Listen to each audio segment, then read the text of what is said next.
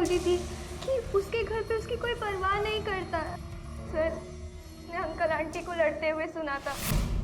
मुझे लगा जब मॉम डैड का डिवोर्स होगा तो वो लोग मुझे फोर्स करेंगे दोनों में से किसी एक को चूज करने के लिए, पर कल रात मैंने उन दोनों को फाइट करते हुए सुना।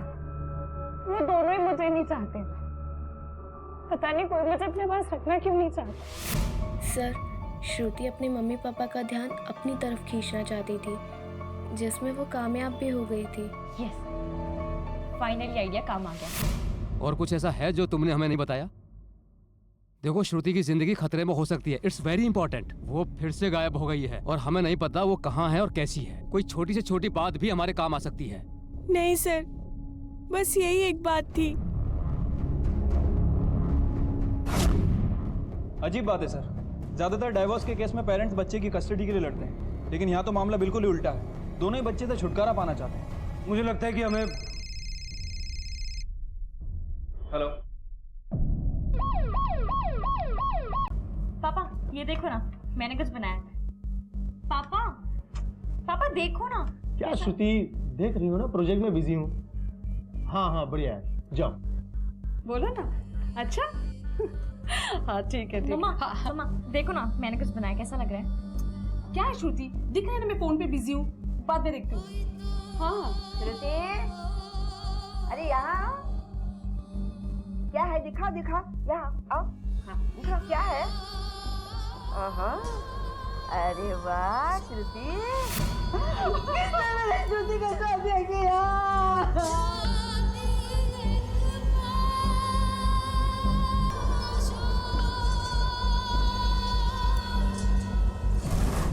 सर, पोस्टमार्टम रिपोर्ट और डेंटल एनालिसिस रिपोर्ट से पता चला है कि बॉडी श्रुति की है। सर पर किसी भारी चीज से हमला किया गया, साथ ही साथ बॉडी पर कई छोटी मोटी इंजरीज भी हैं। सर, रिपोर्ट के हिसाब से बॉडी के फेफड़ों पे धुआं मिला। सर, इसका मतलब यह हुआ कि जब श्रुति को जलाया जा रहा था, इतनी बुरी तरह से जल चुकी है कि रेप हुआ है कि नहीं, ये नहीं बताया जा सकता। जिंदा जलाया क्या? लगता है श्रुति से किसी ने गहरी दुश्मनी निकाली, या फिर उसके माँ बाप से।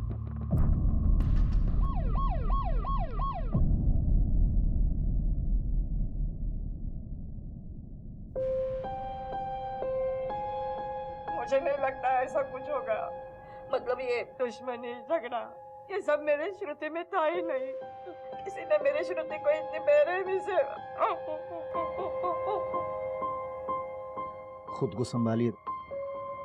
अब सर, मैं रतन सिंह हूँ और यहाँ पड़ोस में रहता हूँ, और ये मेरी बीवी शालिनी।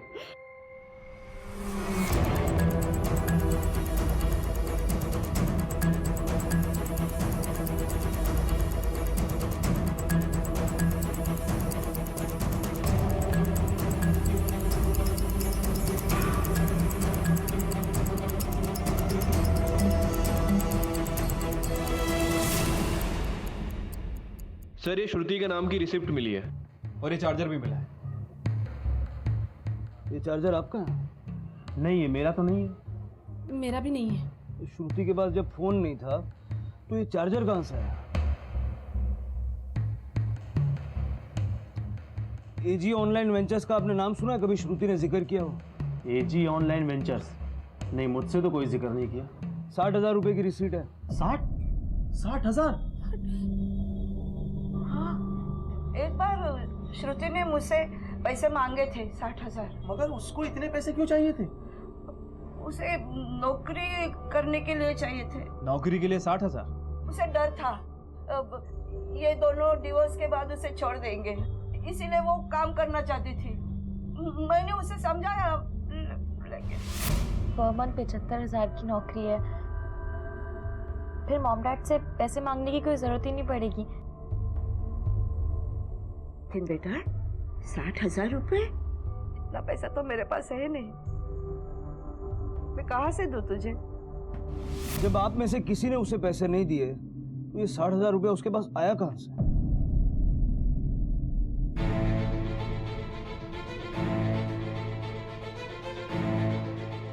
सर, रिसिप्ट पे जो एड्रेस था वो फेक है। यहाँ एजी ऑनलाइन वेंचर नाम से कोई भी बिजनेस नहीं है। कदम, मुझे लगता है ये कंपनी भी फेक है और उसने अपनी ऑनलाइन एक्टिविटी से श्रुति को झांसे में दिया हो। साइबर सेल से कांटेक्ट करो और उन्हें ढूंढ निकालो। Okay sir.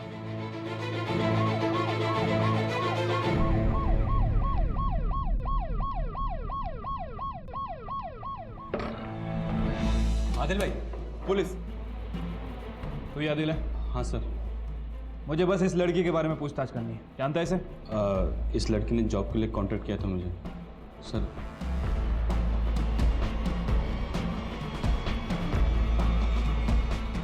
19 साल? इसकी एज तो 16 साल है। पता नहीं सर, फॉर्म तो उसी ने भरा है। ये देखिए सर, फोटो भी है उसकी। श्रुति नायक, एज 19, गोरेगांव वेस्ट। किसी लड़की ने तुझे 60,000 रुपये दिए थे? हाँ सर। पक्का यकीन है? हाँ सर, रेस्टोरेंट में मिला था मुझे।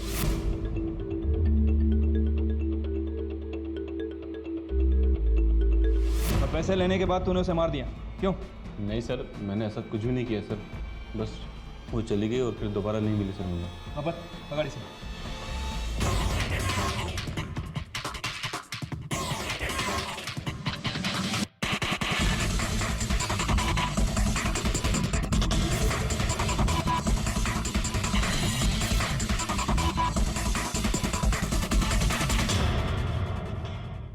क्या पूछा मैंने? पैसे लेने के बाद फिर से श्रुति से मिला था? फेक जॉब रैकेट के चक्कर में मार दिया लड़की को? नहीं सर, दोबारा नहीं मिला। उल्टा वही रोज मुझे फोन करती थी, मैसेज करती थी, मेल करती थी, पूछती थी जॉब कब शुरू होगी, सॉफ्टवेयर कब मिलेगा, वगैरह वगैरह। अब जब मैंने उससे रिस्पॉन्ड करना बंद कर दिया तो मुझे धमकी देने लगी कि पुलिस में जाएगी। पुलिस में जा? लोगों को चूना लगाना एक बात है, लेकिन मर्डर नहीं सर।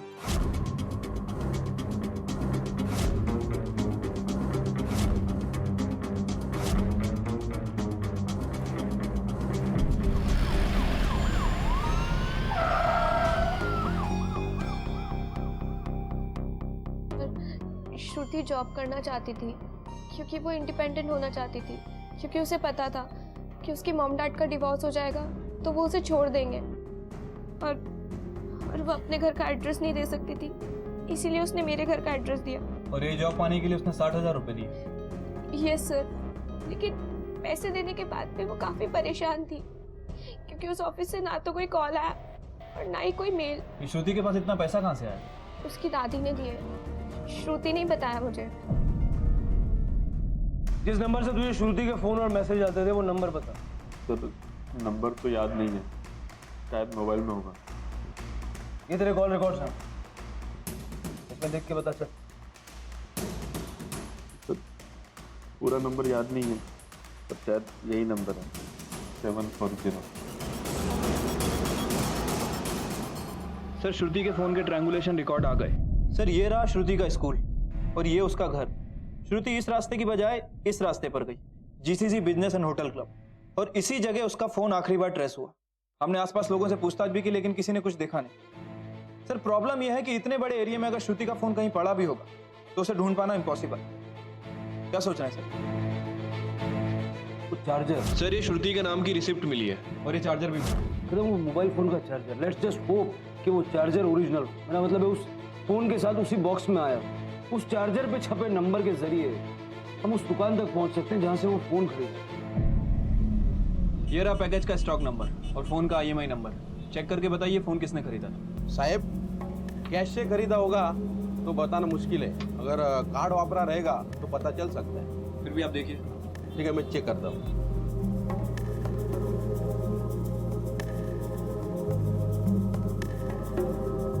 ये रहा मोबाइल का डुप्लीकेट बिल, क्रेडिट कार्ड ही वापरा है। सर मोबाइल शॉप में पूछताछ करके पता चला है कि फोन क्रेडिट कार्ड से खरीदा गया, और जब मैंने क्रेडिट कार्ड की डिटेल निकाली तो कोई रतन सिंघल का नाम सामने आया। सर ये रतन सिंघल वही है जो श्रुति के पड़ोस में रहता है। सर मैं रतन हूँ और यहाँ पड़ोस में ही रहता हूँ।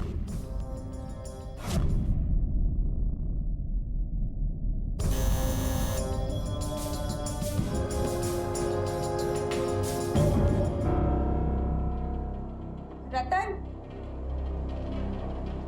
अरे सर आप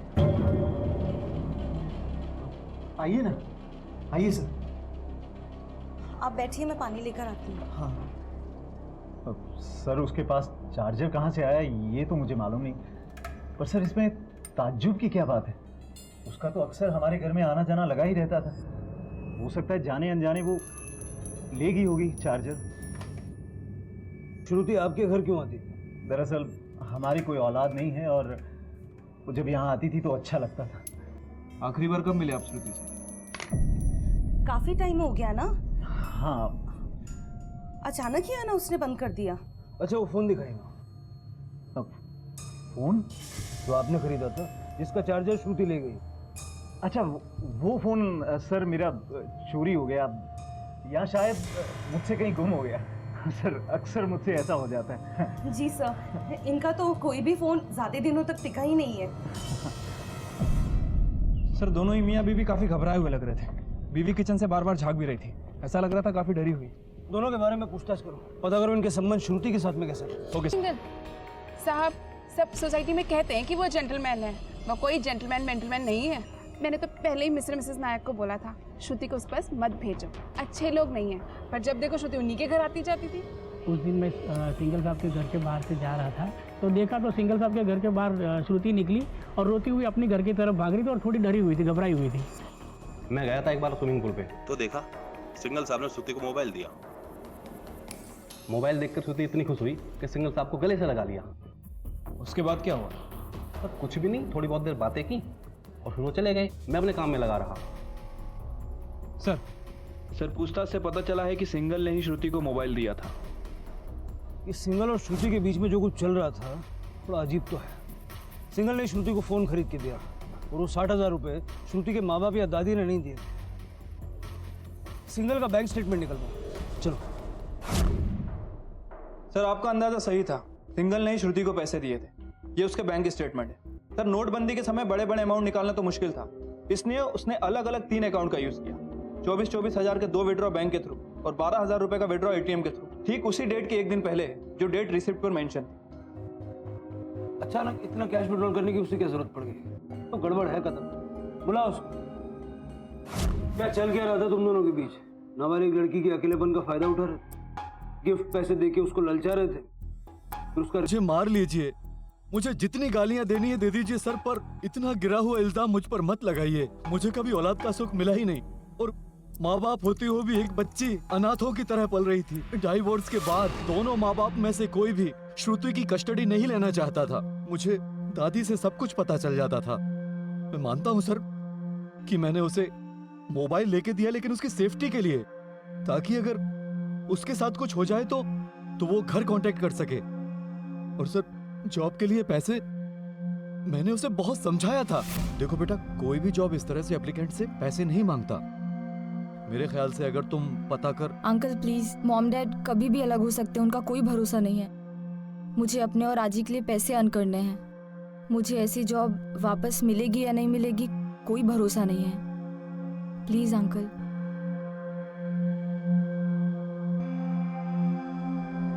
ये लो। Thank you uncle. परिवार में प्यार और स्वीकृति ना मिलने पर बच्चे उन चीजों की अपेक्षा गैरों से करने लगते हैं, उन्हें बाहरी दुनिया में ढूंढने लगते हैं। काश कि श्रुति को घर में ही प्यार और समर्थन मिला होता तो आदिल और रतन जैसे लोगों के संपर्क में ना आती। तलाक में उलझे पति पत्नी अक्सर बच्चों पर अपने अधिकार के लिए लड़ते हैं, लेकिन यहाँ श्रुति के माता पिता उसकी जिम्मेदारी लेने से बचना चाहते थे। पुलिस को ये बात खटकी और उन्होंने अपनी जांच। संदीप को बच्चा चाहिए था और सुजाता माँ नहीं बनना चाहती थी, फिर भी संदीप ने फोर्स किया और श्रुति पैदा हुई। लड़की के पैदा होते ही माँ बाप एक दूसरे से दूर चले गए। प्रॉब्लम तो श्रुति का था, ना संदीप उसे बड़ा करना चाहता था ना सुजाता। और मैं कब तक जीऊंगी वो उसे ही मालूम।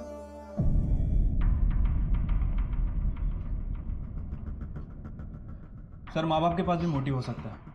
दोनों ही एक दूसरे से नफरत करते थे और दोनों ही श्रुति की कस्टडी से इनकार कर रहे हैं। बुलाओ दोनों को पुलिस स्टेशन। आप मुझ पर शक कर रहे हैं? सर मैं माँ हूँ उसकी और आप मुझ पे ही। दुनिया में होने वाले 100 मर्डर में से 14 मर्डर बच्चों के होते हैं, जिसमें से 55% बाप के हाथों होते हैं और 45% माँ के। माँ बाप होने का ये मतलब नहीं कि आप शक के दायरे से बाहर हो जाएंगे। हाँ तो शक करिए, सुजाता पे शक करिए। उसको तो श्रुति की परवाह भी नहीं थी, मैं तो फिर भी परवाह करता था। तो संदीप को श्रुति की कोई परवाह नहीं थी। एक दिन संदीप ने गुस्से में आके अपने बेटी को गाड़ी में बिठा के दहीसर तक लेके गए और उसे वही छोड़ दिया। सर उस वक्त श्रुति 8 साल की थी। कौन सा बाप अपनी बेटी को इस तरह? हाँ, मैं मानता हूँ वो मेरी गलती थी और मैंने अपनी गलती एक्सेप्ट भी की। बाद में मैं उसे ढूंढ कर लाया था, वो नहीं गई थी ढूंढने के लिए। उसे तो जरा भी परवाह नहीं थी। क्या उम्र होगी? हाँ? तुम्हारी बेटी श्रुति नायक, क्या उम्र होगी उसकी? 15 साल।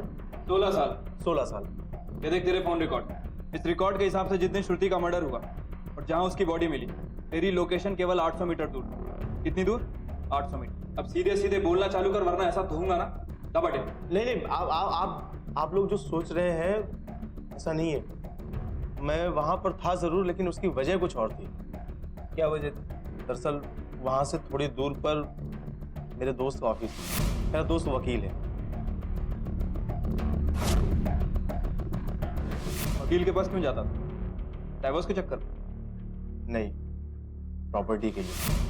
दरअसल मैं नहीं चाहता था कि सुजाता को मेरी प्रॉपर्टी से कुछ भी हिस्सा मिले, इसलिए मैंने अपनी सारी प्रॉपर्टी अपने माँ के नाम पर कर दी थी। बस। संदीप से मिली जानकारी को जांच परख कर सत्यापित किया गया। उसका बयान सच साबित हुआ। पुलिस अब भी संदिग्धों की तलाश में थी। कोई ऐसा जिसे श्रुति सुनने पर पुलिस ने अपना रुख श्रुति के स्कूल की तरफ किया। हम सबको तो अब भी विश्वास नहीं होता कि श्रुति के साथ इतना बुरा हुआ। She was a very good girl. क्या कभी श्रुति की किसी से लड़ाई हुई थी? सर, वो एक बार अनन्या ने श्रुति को थप्पड़ मारा था।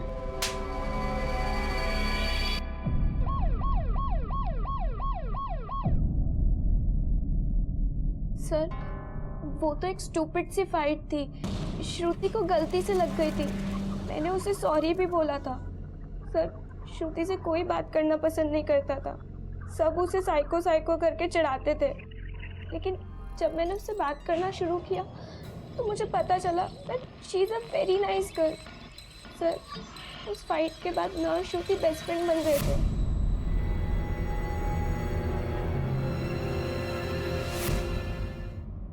यही लड़की थी? हाँ, ये लड़की थी सर। सर, जिसको परेशान कर रहा था वो। तो मेरा ध्यान तब गया जब वो लड़की चिल्लाई।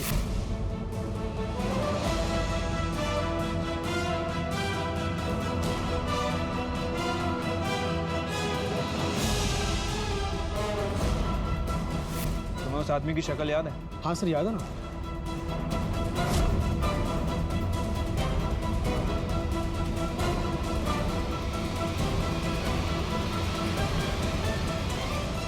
ठीक है, तुम लोग जाओ।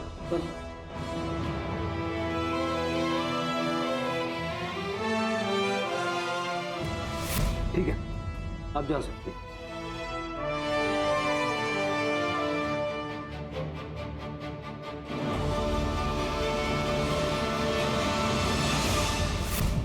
ये वही आदमी है जो उस श्रुति की माँ के साथ पुलिस स्टेशन आया था। चिंतन, झूठ बोलने की कोशिश मत कर। श्रुति के स्कूल में क्या कर रहा था तू?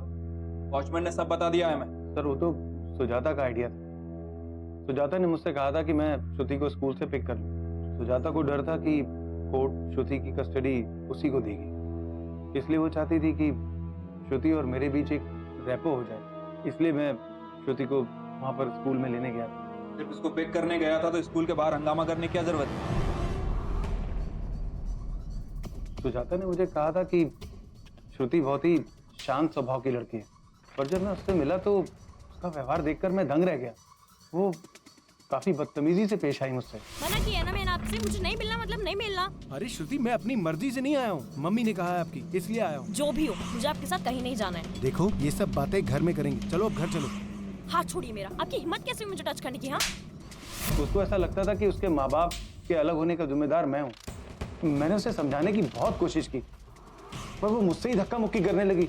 आवेश में आकर मेरा भी हाथ उठ गया उस पर। सर, हो सकता है कि चिंतन और सुजाता मिले हों। माँ के साथ होने से श्रुति को किडनैप करना और भी आसान हो गया। हो सकता है कि पहले श्रुति को किडनैप किया, फिर मौका के बारे में पूछता है। ओके सर, अनन्या तो बहुत ही सुलझी हुई लड़की है। किसी और स्टूडेंट को नुकसान पहुंचाना इट्स इम्पॉसिबल। अनन्या और श्रुति तो बेस्ट फ्रेंड्स थे, जब देखो साथ में ही घूमते रहते थे। पहले श्रुति की कोई दोस्त नहीं थी, अकेली ही रहा करती थी ऑकवर्ड सी। अनन्या पहली एक स्टूडेंट थी जिसने श्रुति से दोस्ती की थी। साहब, अनन्या सही टाइम पे घर आ गई थी साहब, फिर घर पे ही थी। थोड़ी देर आराम की साहब, फिर पढ़ाई करने लगी साहब।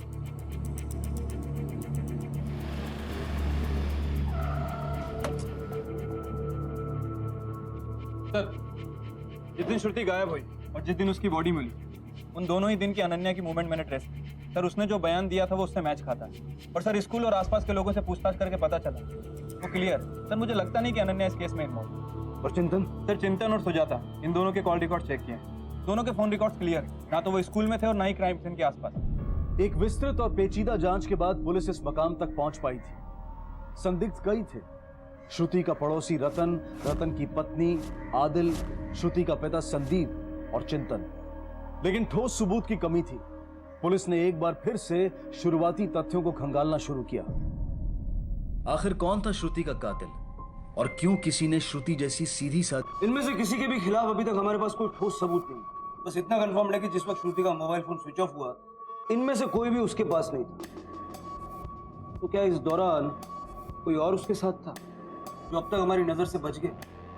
सर, इस काम में तो एग्जैक्टली कदम, सारे सीसीटीवी फुटेज को एक्सटेंसिवली सर्च करना होगा। उस रूट पे जितने भी सीसीटीवी कैमराज हैं, चाहे वो ट्रैफिक सिग्नल के हों चाहे प्राइवेट हो, सबके सीसीटीवी फुटेज को बारीकी से देखना होगा। मैं जानता हूँ ये काम थोड़ा मुश्किल है, मगर नामुमकिन नहीं। Okay sir. पुलिस के लिए काम बहुत चुनौती भरा था। उन लोगों ने श्रुति के स्कूल से लेकर उसके घर तक की सभी जगहों के सीसीटीवी फुटेज को चेक करना शुरू किया। श्रुति के कातिल तक पहुंचने का बस यही एक रास्ता बचा था, क्योंकि संदिग्ध कई थे लेकिन किसी के खिलाफ कोई ठोस सबूत नहीं था। तकरीबन 300 सीसीटीवी की फुटेज चेक की गई और इसी बीच पुलिस के हाथ कुछ ऐसा लगा जो इस केस का रुख बदल सकता था। सर, ये देखिए, इस कार में कोई उसी स्कूल ड्रेस में बैठी है। ये देखिए सर। श्रुति हो सकती है, लेकिन साफ साफ कुछ नजर नहीं आ रहा, इसलिए कंफर्म नहीं बोल सकते। पता करो अब ये गाड़ी किसकी है। Okay sir. ये तुम्हारी कार है ना? हाँ सर, ये तो मेरी कार है। एक्चुअली मैं नीति को स्कूल से पिकअप करके ला रहा हूँ। तुम्हारी बहन नीति एसटीसी स्कूल में पढ़ती है ना? Yes sir. किसी श्रुति नायक को जानते हो? श्रुति नायक? No sir. हम नीति से बात करना चाहते हैं। नीति से? आपकी बेटी से मैं इससे पहले 2 बार मिल चुका हूँ, है ना नीति? Yes sir. श्रुति तुम्हारे ही ग्रुप में थी? हाँ सर, श्रुति, दिशा, मैं और अनन्या, अनन्या सीठी। Yes sir. उस दिन घर आते वक्त तुमने श्रुति को कहीं देखा था? नहीं तो।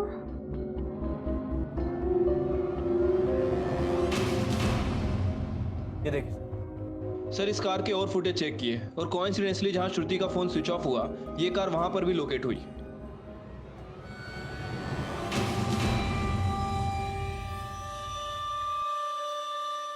क्या कर रहा था और क्यों?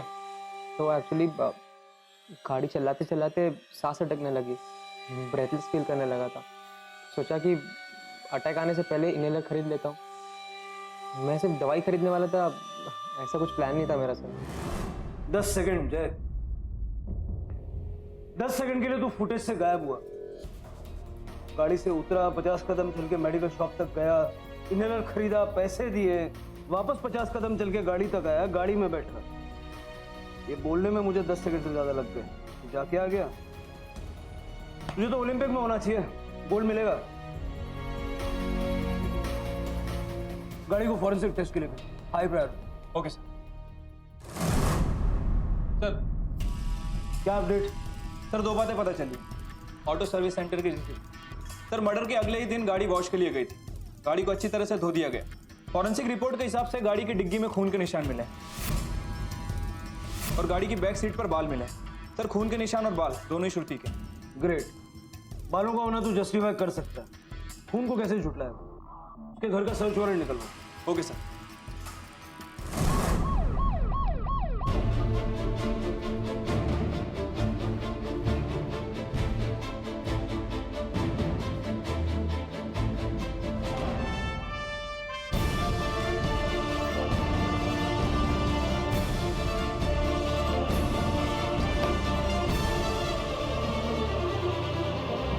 सर, इसे फॉरेंसिक के लिए भेजो। Okay sir. देख जाए, झूठ बोलने की कोशिश मत कर। हमने इस निशान की टेस्टिंग करवाई है और डीएनए एनालिसिस रिपोर्ट भी निकलवाई है। पता चला है कि ये निशान खून का है और ये खून श्रुति का। अब सीधे सीधे बोल कि तूने ये सब क्यों किया। मेरी बहन की दोस्त थी, 16 साल की थी, अफेयर था उससे, यूज करता था उसको। रेप किया तूने उसका? पीछे हट, पीछे हट। नहीं सर, मैंने उसका कोई रेप नहीं किया सर। मैं तो उसे जानता तक नहीं था। मैंने ये सब अपने लिए थोड़ी ना किया। फिर किसके लिए किया?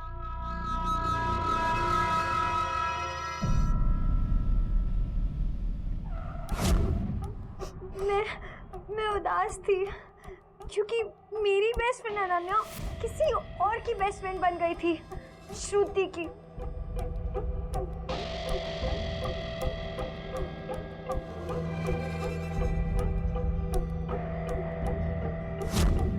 नफरत थी मुझे श्रुति से, उससे कोई बात नहीं करता था, सब हंसते थे उस पे।